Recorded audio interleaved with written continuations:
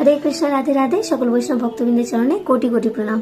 তো এখন আপনারা যাকে দর্শন করছেন ইনি হচ্ছেন রামপ্রভু, এবং ইনার সঙ্গে একাদশীর দিন ঘটে এক বিচিত্র ঘটনা যা আমাদেরকে বিশাল শিক্ষা প্রদান করে।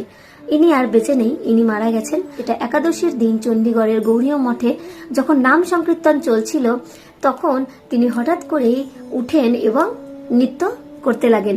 তার হাতে জপমালা আছে এবং নৃত্য করতে করতে ভগবানের নাম স্মরণ করতে করতে তিনি মাটিতে পড়ে যান এবং সেখানেই তিনি দেহত্যাগ করেন। সত্যি কতটা ভাগ্যবান হলে যে ভগবানের এমন কৃপা প্রাপ্ত করা যায়, তার সর্বদা ভগবান তার ভক্তদেরকে দিয়ে প্রমাণ দিয়েছেন। ভগবদ গীতার 8ম অধ্যায় 5 নম্বর শ্লোকে ভগবান বলেছেন, অন্তকালে চ মামেব স্মরণ মুক্তা কলেবরম ইয় প্রয়াতি স মদ্ভাবং জাতি নাস্তত্র সংশয়। অর্থাৎ মৃত্যুর সময় যিনি আমাকে স্মরণ করে দেহত্যাগ করেন তিনি তৎক্ষণাৎ আমার ভাবই প্রাপ্ত হন, এই বিষয়ে কোনো সন্দেহ নেই।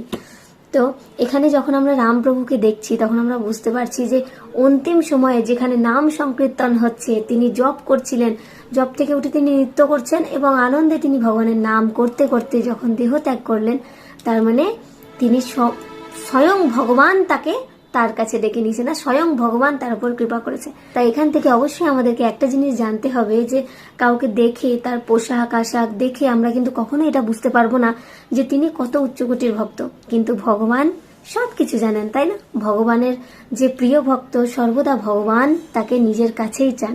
তো সেই রকম ভগবান সর্বদা কৃপা করেন, আর আমাদেরও এটা অভ্যাস করা উচিত যে আমরাও যেন ভগবানের প্রিয় হতে পারি। তাই সর্বদা নাম জপ করুন এবং সর্বদা ভগবানের কাছে কৃপা প্রার্থনা করুন যে ভগবান অন্তিম সময় আমি যেন তোমায় স্মরণ করতে পারি। রাধে রাধে।